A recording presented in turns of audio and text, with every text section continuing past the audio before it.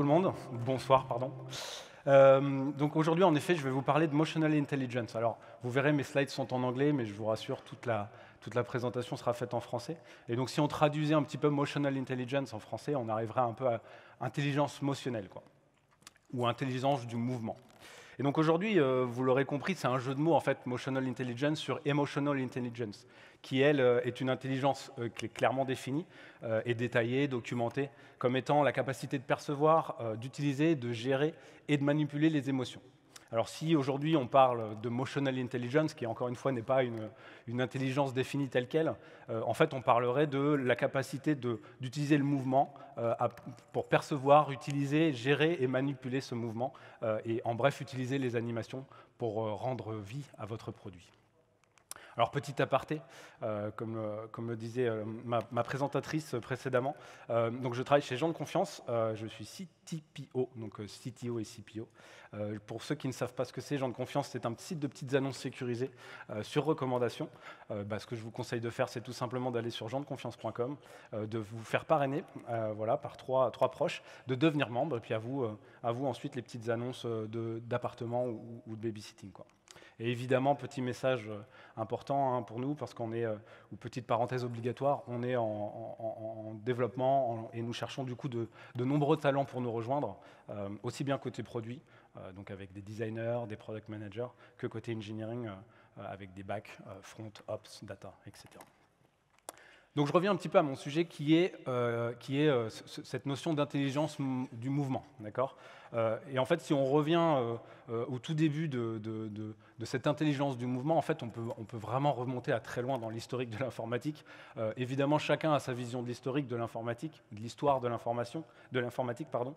Mais de mon point de vue, en fait, tout a vraiment commencé en 1987, donc ça date.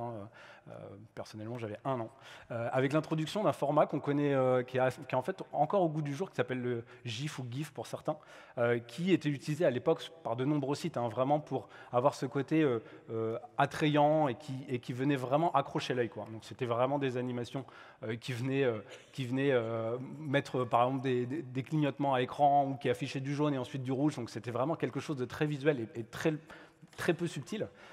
Ensuite, on a trouvé une technologie qui s'appelait Flash, pour ceux qui connaissent, qui sont un peu de la vieille école comme moi, et qui a permis vraiment de faire un bond en avant sur tout ce qui était technologie autour de l'animation et des mouvements. Mais selon moi, en fait, tout a commencé avec ce monsieur, et notamment l'introduction de l'iPhone en 2007, puisqu'il a vraiment révolutionné l'usage des animations, et notamment de ce qu'on appelle aujourd'hui l'interaction design, donc c'est-à-dire la capacité d'utiliser des éléments numériques, faire en sorte qu'ils ressemblent à la réalité, aussi bien en termes visuels, donc avec à l'époque le skeuomorphisme, qu'en termes d'interaction. C'est-à-dire quand vous touchez un bouton, vous attendez que le bouton interagisse tel qu'un bouton dans la vie réelle. Qui ne se rappelle pas à l'époque, vraiment à la sortie de l'iPhone, ces listes qui rebondissent quand elles arrivent au bout de leur bordure, ou au bout de leur contenu, ou même ce petit effet de retournement de page qu'on avait quand on ouvrait l'application Maps d'Apple, c'était juste incroyable. Alors pourquoi les animations sont si importantes en final ? Parce que souvent, en tant que designer ou en tant que product designer, en fait, on se concentre généralement sur des aspects qui sont bien connus de tout le monde, la typographie, les couleurs, les espacements, l'iconographie ou même la copie, c'est-à-dire le wording tout simplement. Et en fait, souvent, on passe à côté de quelque chose qui est vital, qui est une autre dimension qui s'appelle le mouvement. Et c'est là toute la différence entre ce qu'on appelle un design system et ce qu'on appelle évidemment un animation system. Alors pour illustrer cela, moi je vous propose de regarder ces 2 boutons, qui sont en soi des boutons assez classiques qu'on retrouve un petit peu partout sur Internet, ces 2 boutons idotiques. Et en fait, en apparence, si on regarde un petit peu ça, c'est classique, mais c'est presque un peu fade. Et c'est le genre de bouton vraiment qu'on retrouve partout sur Internet, qui ne véhicule pas beaucoup d'émotions, pas grand-chose, pas de personnalité, pas vraiment de message, quoi. Et pourtant, si on commence à les animer, on se rend compte que tout change, d'accord ? Ces boutons, ils racontent en fait une histoire, ils ont un vrai narratif, une personnalité. Et si on se concentre par exemple sur le bouton de gauche, ce côté un petit peu gluant, ce côté un peu amical et ludique pourrait être parfaitement adapté à un contexte de jeu vidéo, par exemple. À l'inverse, si on se concentre sur le bouton de droite, on a quelque chose de beaucoup plus subtil, simple et direct, et tellement simple et direct dans sa façon de s'animer qu'en fait, on a simplement une transition du noir vers le vert, et donc c'est beaucoup plus adapté à un contexte un peu plus corporate, un peu plus rigide, un peu plus d'entreprise, quoi. Donc vous le voyez, les animations ici, elles ont apporté vraiment leur lot de différence et leur lot de sens et de clarté. Et en fait, quand on résume globalement les animations dans le product design, on peut résumer les animations comme étant forcément faisant partie de 5 des grandes sections de l'animation. La première, c'est la hiérarchie de l'information, ou information hierarchy. La deuxième, c'est l'expression de la marque, brand expression. Le troisième, c'est le retour visuel et le feedback, ou feedback and status.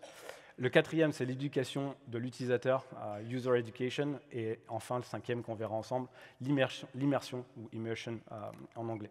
Et je vous propose d'aller un petit peu avec des exemples dans les cinq grands pans des animations pour voir un petit peu ce qu'elles peuvent apporter à votre produit.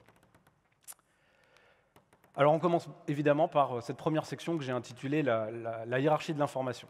Ici, vous avez une application qui s'appelle Yahoo Finance, qui expose ce qu'on appelle une navigation horizontale, c'est-à-dire un changement d'affichage de l'information, mais des informations qui sont assez similaires. Si on regarde ici, on est sur l'état des marchés en Europe, et quand on va cliquer sur un onglet, on va passer sur l'état des marchés américains ou l'état des marchés asiatiques. Et en fait, ça, c'est une notion qui est bien connue, l'information hierarchy en product design. Mais ici, les animations, elles permettent d'apporter vraiment et d'expliquer les changements et les transitions entre ces différentes informations. En fait, elles apportent ou elles introduisent un modèle spatial. On se retrouve à exposer des paradigmes de navigation juste par ces transitions. En l'occurrence, ici, une translation horizontale qui vient montrer en quoi les éléments sont similaires, mais en même temps connectés ensemble. Donc là, on était sur de l'information horizontale, mais on a aussi de l'information hiérarchie, ce qu'on appelle verticale ou descendante. Ici, vous avez une application qui affiche un menu, et quand je clique sur cette petite icône en haut à droite, j'affiche le menu qui est associé à cette icône en haut à droite. Et donc cette transition, elle est vraiment subtile, hein. Ici, j'ai essayé de prendre vraiment des vidéos à 60 fps et tout pour que vous puissiez voir ce côté subtil, mais cet agrandissement en fait léger ou cette homothétie, si on parle en termes mathématiques, mais cet agrandissement du centre de point de clic, c'est vraiment cette petite animation-là qui vient apporter toute cette subtilité et qui vient apporter en fait l'emphase sur la source émettrice. Donc en fait, elle vient montrer que quand j'ai tapé sur cette icône en haut à droite, j'ai ouvert ce menu, voilà, qui est donc le résultat de l'action, et surtout, elle vient unifier ce bouton avec le menu qui est ouvert. Une autre façon de faire un peu d'information hierarchy, c'est un exemple ici assez classique, ce qu'on appelle liste détail, quoi, ou en tout cas, ici, on vient augmenter l'efficacité et cette hiérarchie entre l'élément parent, qui est la liste de tous les vélos qu'on voit ici. Et une fois qu'on clique, on arrive du coup sur l'élément enfant ou détail, le détail d'un vélo. Et ici, encore une fois, grâce à cette animation, on comprend clairement, spatialement, on arrive à se projeter dans cet environnement virtuel, hein, puisque, encore une fois, on n'est pas dans le réel, on arrive à se projeter sur les transitions et donc pourquoi on est arrivé dans cet écran et quelle est la hiérarchie de l'information. Donc ça, c'était la première section. La deuxième section, comme je vous parlais, c'était l'expression de la marque. L'expression de la marque, c'est quelque chose qui est très important si vous voulez que votre marque elle puisse apporter un petit peu de moments ludiques et délectables. Ici, on a quelque chose où le mouvement est clairement impactant, selon moi, hein, puisque du coup, il apporte un moyen d'expression de la marque, et surtout, il vient dans ces cas un peu frustrants qui sont ce qu'on appelle les empty state ou error state, donc les cas où vous n'avez pas de données à afficher ou les cas où vous avez une erreur pour charger ces données, vous utilisez ce moment-là pour tout simplement travailler l'expérience utilisateur avec des moments un peu ludiques, comme je disais, délectables ou d'enchantement. C'est vraiment particulièrement intéressant dans des situations frustrantes telles que celle-ci. Personnellement, je suis très très fan de celle qui est à droite, du coup, qui est en fait une animation complètement continue. Là, vous voyez qu'il y a un chargement. À un moment, en fait, il va y avoir une erreur, et donc l'animation va continuer. On voit bien l'erreur, l'animation vient expliquer l'erreur, on peut demander à recharger, et l'animation se redémarre sans aucune cassure dans les transitions, aucune cassure dans le mouvement. Un autre aspect ou une autre façon de le faire, évidemment, c'est l'iconographie, qui est un thème très cher aujourd'hui parce qu'on a de plus en plus des interfaces utilisateurs qui délaissent un petit peu le textuel pour l'iconographie, parce que l'iconographie, comme vous le savez, a plein d'avantages. Le côté, c'est facile de parser rapidement l'information avec une icône. Mais dès qu'on apporte un petit peu de mouvement à ces icônes, en fait, ça peut aussi changer complètement la donne. Imaginez toutes ces icônes-là sans animation. Typiquement, ce fameux pouce vers le haut. En fait, si je n'ai pas de mouvement, je ne sais pas si je suis en train de faire du stop ou si je suis en train de like. Et juste ce petit mouvement, en fait, vient m'apporter la notion de like. D'accord ? Donc c'est vraiment une couche supplémentaire de personnalité, d'enchantement que vous pouvez apporter à votre produit rien que par l'iconographie, quoi. Et pour finir sur ce côté expression de la marque, il y a aussi des concepts qu'on appelle un petit peu de récompense, où on accompagne en fait l'utilisateur ici dans son utilisation de votre produit. Typiquement ici, c'est un cas parfait, on est dans un contexte de to-do list, et dans un contexte de to-do list, c'est quand même assez rébarbatif, vous faites des listes, vous devez checker ces listes, souvent c'est assez... Bon, disons-le avec les vrais mots, quoi, c'est chiant, quoi. Mais il y a un petit peu un côté éducatif et un côté ludique, ce qu'on appelle le renforcement positif, lorsqu'on peut introduire comme ceci des animations qui viennent apporter le fait que vous avez bien activé et bien checké un item dans cette liste. Et ici, vous voyez bien, le panier va continuer de grossir au fur et à mesure que vous achetez et vous checkez des items dans cette liste. Et donc, ça apporte encore une fois beaucoup plus de vie à votre produit que si c'était complètement statique, quoi. Et c'était une simple liste sans animation. La troisième partie, qui est pour moi une des plus grandes aujourd'hui qu'on peut trouver, notamment dans tout le côté mobile product, c'est ce que j'appelle le retour visuel et le statut, ou feedback and status en anglais. Le meilleur exemple, je trouve, c'est l'écran, le lock screen que vous avez sur vos téléphones. Alors ici, c'est un lock screen qu'on ne trouve pas, qui est plutôt un lock screen no designer. C'est pas quelque chose qui est implémenté sur iOS ou sur Android, mais qui pourrait complètement l'être. Et ici, imaginez encore une fois, vous n'avez pas du tout d'explication. On a quelque chose qui est quand même assez sobre en termes de contenu et d'information à l'écran.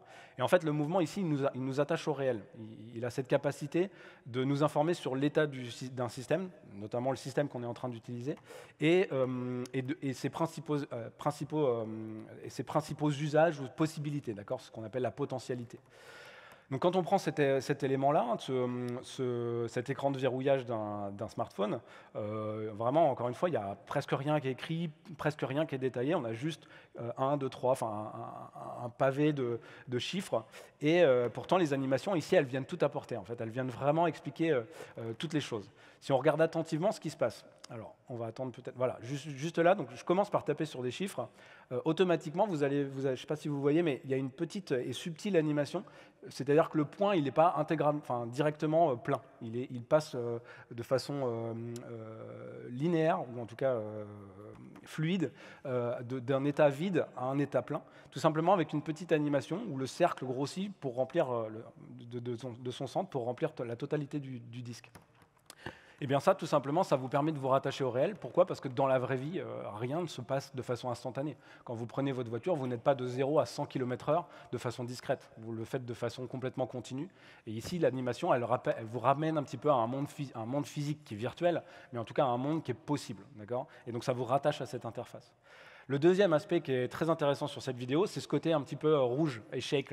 Donc, bon, évidemment, il y a le rouge qui vient vous apporter un petit peu cette information de négativité, mais le simple fait que vous ayez une animation de mouvement et de tremblement sur l'horizontale, ça vous apporte ce côté négatif. Et puis enfin, le côté positif, donc évidemment, encore une fois, il y a le vert, mais même imaginez la même interface sans le vert, le simple fait d'avoir un petit rebond comme ça, assez continu, ça vous apporte cette notion cette expressivité de la positivité, quoi. Donc ça, cet écran, moi je le trouve vraiment super intéressant parce que ici on n'a pourtant pas énormément de choses qui sont affichées et qui sont données à l'utilisateur en termes d'information, mais pourtant les transitions, les animations, le mouvement vient apporter énormément de contenu et donc rendre vie à votre produit.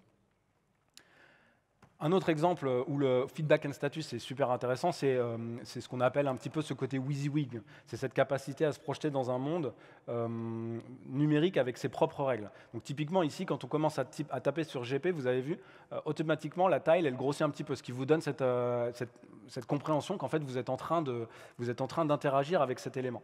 Et puis au fur et à mesure que vous bougez, là, vous voyez que les éléments se réordonnent pour vous donner le futur potentiel si vous lâchez cette tile là où vous êtes. Donc ça, c'est vraiment quelque chose qui vous rattache complètement au réel et qui vous permet de vous projeter dans le futur et vous donne un feedback, du coup, en tant qu'utilisateur, sur la capacité de votre interface et surtout un feedback sur qu'est-ce qui va se passer si je lâche cette tile à cet endroit-là, quoi. Donc c'est vraiment une façon de se projeter dans le futur, un peu à l'instar, encore une fois, des logiciels qu'on pourrait trouver et qu'on appelle WYSIWYG, généralement dans tout ce qui est utilitaire ou traitement de texte ou ce genre d'outils, quoi.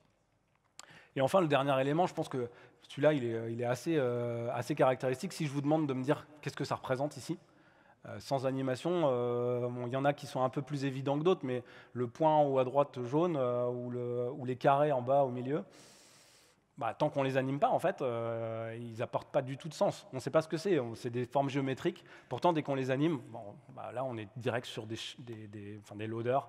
Ils apportent cet état de chargement et ce côté répétition et animation infinie apporte encore plus cette notion de chargement. Pardon. La quatrième section que je voulais vous présenter, c'est ce que j'appelle l'éducation de l'utilisateur. Les animations, elles ont aussi une vocation utile, mais aussi éducative, d'accord, et elles peuvent être en fait utilisées en amont des interactions. Les interactions, encore une fois, c'est au moment où vous mettez le doigt sur l'écran, à quel moment et comment les choses vont se déplacer. Et ici, on est vraiment... alors, j'ai un peu galéré à retrouver cette vidéo, qui était la vidéo de sortie de l'iPhone. Et moi, à l'époque, hein, vraiment en 2007, quand j'avais vu ça, j'avais juste... incroyable, quoi, parce que je trouvais que ils avaient juste nail le truc, quoi. Ils avaient vraiment compris. Et là, en fait, là, ce que je veux vous montrer, c'est le fameux slide to unlock, alors qui n'existe plus aujourd'hui sur nos iPhones et nos Android. Pourquoi? Parce que, en fait, les animations, comme le design de façon générale, le design visuel ou le UI design, en fait, changent avec le temps, tout simplement parce que les habitudes changent. Les utilisateurs progressent, apprennent de plus en plus de l'usage des supports numériques, et donc du coup aujourd'hui on le retrouve plus. Pourtant à l'époque il fallait quelque chose de complètement novateur et qui pouvait porter les utilisateurs, parce que les utilisateurs ne connaissaient pas du tout ce genre de médium, quoi. Et donc ici on a vraiment ce fameux slide to unlock et notamment ce petit glow effect qu'on peut trouver, ou ce côté éclair là qui passe de façon horizontale, qui vient vous apporter cette notion de slide to unlock. En fait, on n'aurait pas le slide to unlock glissé pour déverrouiller. Franchement, on comprendrait, en fait, parce que simplement cette animation qui passe de gauche à droite pour vous dire ce bouton, il faut le tirer de gauche à droite, eh bien, elle vient apporter ce côté éducatif et ce côté en même temps ludique, mais surtout éducatif pour l'utilisateur, quoi. Une autre que j'ai trouvée qui est très subtile ici, il faut vraiment regarder, mais quand on ouvre une application photo, vous verrez que les images, elles ne sont pas juste scale à leur position, elles ne sont pas juste zoomées à leur position. En fait, elles font une légère translation de droite vers la gauche, tout simplement pour vous montrer que cette fameuse première ligne dans l'application Google Photos, elle peut être scrollée de gauche à droite, d'accord, ou de droite à gauche. Donc c'est ce léger mouvement que vous voyez généralement pas, en fait, qui est très subtil. En fait, votre esprit, le modèle mental que vous faites de cet objet-là, c'est qu'il peut automatiquement être scrollé. Alors évidemment, il y a plein d'autres façons de le faire, je ne sais pas si vous voyez, mais sur le côté, évidemment, c'est coupé. Donc vous pouvez vous dire, ah bon, il me manque du contenu et je peux scroller, mais l'animation, elle apporte aussi son importance, et elle apporte aussi cette notion-là, en vous expliquant que c'est possible tout simplement de slider le contenu de la droite vers la gauche. Et enfin, le dernier aspect, qui est pour moi aussi plus récent, qu'on trouvait beaucoup moins à la base, on va dire en tout cas à la sortie de l'iPhone en 2007, mais qui devient aujourd'hui presque un incontournable, hein, je dirais, dans les applications, c'est ce que j'appelle le côté immersif. Pourquoi c'est assez récent? Tout simplement parce qu'aujourd'hui, on est avec des technos, que ce soit OpenGL, WebGL, toutes les technos qui permettent de faire de la 3D assez facilement, ou en tout cas de façon plus accessible pour les développeurs, permettent de construire ce côté un peu immersif. Et ce côté très immersif, alors il est très intéressant dans des contextes un peu de retail. Là, typiquement, on est dans un cas où on vend des skateboards. Moi, perso, je ne fais pas du tout de skate. Juste avec cette animation-là, j'ai envie de l'acheter, quoi. C'est vraiment take my money and shut up, quoi. C'est juste incroyable parce qu'on a l'impression de construire de façon complètement temps réel notre planche et on a juste envie à la fin de dire achetez-la moi, quoi. Alors évidemment, ça c'est un exemple un peu design et c'est pas quelque chose que j'ai trouvé dans la vraie vie, mais vous pouvez le trouver typiquement chez Nike. Aujourd'hui, vous pouvez complètement designer vos propres chaussures. Vous verrez d'ailleurs mes choix de couleurs qui sont assez discutables. Mais vous pouvez designer vos propres chaussures. Je sais que chez Tesla, il y a la même chose. Vraiment, dès qu'on arrive sur des objets qui sont voilà, avec une certaine somme, ou en tout cas qui sont assez, qui ont un budget assez conséquent, ben c'est intéressant d'avoir ce genre d'animation et ce côté immersif, tout simplement parce qu'il vient vous rattacher encore une fois au réel, et il vous rend participant de ce monde dans lequel pour l'instant il est virtuel, mais vous pourriez vous projeter assez facilement, quoi. Alors voilà, c'est vraiment ces cinq possibilités du mouvement qu'il faut toujours garder en tête quand vous faites un produit, tout simplement parce que ça va vraiment changer la donne. Ces cinq sections, vous l'aurez compris, ce sont d'abord l'information hiérarchie, donc la hiérarchie de l'information. La deuxième, c'est vraiment d'ajouter un petit peu de ce côté ludique, d'enchantement à votre produit. La troisième, c'est ce côté fournir du retour visuel, d'accord, et du statut pour que votre utilisateur puisse comprendre où il se trouve dans votre monde interactif. La quatrième, c'est le fait de pouvoir éduquer et de guider vos utilisateurs dans votre produit. Et enfin, la cinquième, telle que je viens de la présenter, c'est ce côté immersif pour vraiment faire plonger vos utilisateurs, un peu comme dans le jeu vidéo, dans un monde qui est complètement virtuel, mais auquel on peut se rattacher sans aucun problème. Et je vous remercie beaucoup pour cette conférence.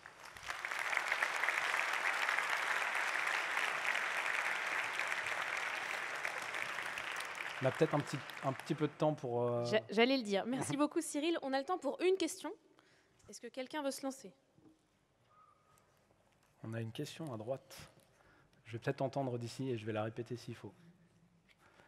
Vas-y, Geoffroy, parle fort.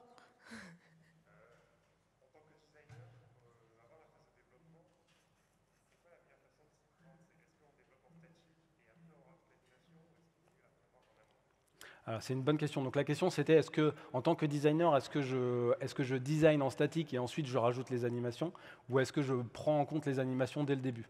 Alors mon point de vue perso, donc évidemment ça dépend vraiment de chacun. Mon point de vue personnel, je pense que c'est direct penser les animations, parce qu'en fait, généralement le statique, on va pas penser aux transitions. Donc si on a un état A et un état B, en fait ces deux états-là, potentiellement on ne peut pas faire de transition qui soit vraiment intéressante pour l'utilisateur. Et donc il faut forcément penser le mouvement au fur et à mesure du développement, parce que c'est la meilleure façon d'arriver à quelque chose qui répond le mieux à ce qu'on a besoin, quoi. Ça ne veut pas dire que c'est toujours facile à faire, mais si c'est possible, essayez de le penser en amont. Ouais. Merci beaucoup, Cyril. N'oubliez pas l'after party qui est financé par Valoriade, juste à la sortie de la salle. Et puis je vous remercie pour votre attention pour la journée. Merci. Merci beaucoup.